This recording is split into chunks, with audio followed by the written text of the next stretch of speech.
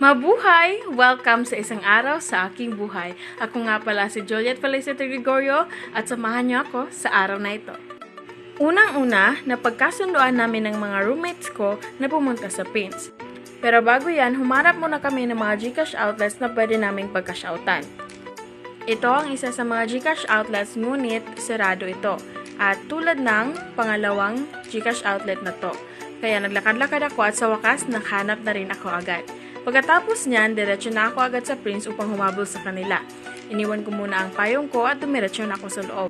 Nakalista na sa isip ko ang mga dapat kong bilhin. Pansit Canton, hot and spicy sardines, tuna, at inipit. Tara, samahan niyo akong hanapin ang mga ito. Ang una ko nga palang nahanap ay ang Pansit Canton na chili mansi flavor. Pagkatapos niyan, kumuha ako ng isang hot and spicy sardines. At kumuha rin ako ng isang Blue Bay tuna na adobo flavor. Yan lang ang mga dilatang bibilin ko at tumiretso ako agad sa pagbili ng isang pack ng inipit. Dumiretso agad ako sa cashier at pagkatapos ko magbayad, lumabas na ako at bumili ng isang Crispy King dahil napabili ang boardmate ko. At ayan siya, nakita na kami at sabay na kaming umuwi sa boarding house. Pagkatapos kong kumain ng tanghalian, kumuha ako ng isang inipit bilang panghimagas. Pagkatapos ay naghugas ng pinggan at naghanda na para sa aking pag-alis papunta sa bahay ng aking kaklase na si Carmel. At naglitit lang ako pagkatapos niyan ay aalis na ako agad.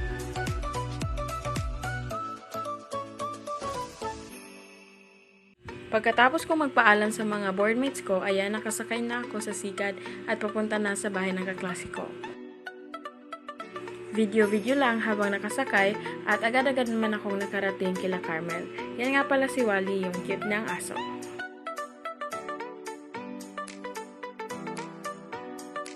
Kaya nga pala ako nandito kasi may pangkatang gawain kami na project sa school. Sila nga pala ang aking mga kagrupo.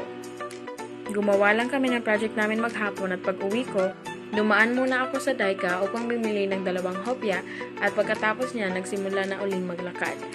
Habang pauwi ako ay sinabihan ako ng mga ka-boardmate ko na pupunta daw kami sa munisipyo para tignan ng pailaw at bumili ng ulam. Kaya ito ang mga makikita natin sa munisipyo ng Naval na kung ating mapapansin, ang tema nila para sa Paskong ito ay Candyland. Ito ay nagsilbi ng tradisyon sa iba't ibang lugar ng ating bansa kung saan bawat Pasko ay may paandar ang mga pailaw at masasabi kong ito ay maganda para sa mga tao at dahil marami ring pumupunta rito ng mga tao, mga bata at matatanda.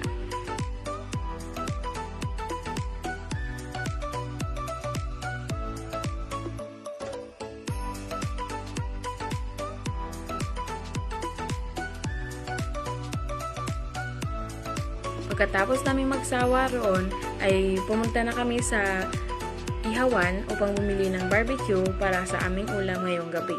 Pagkatapos maluto ng mga in-order namin, bumili muna kami ng Yakult para naman kahit sumakit ang tiyan namin ay meron kaming maiinom. At bago matapos ang araw ko, nanood muna kami ng movie at yan na ang banding namin. Muli, ako nga pala si Juliet Felicity Gregorio ng BSed English 3A. Salamat sa panonood!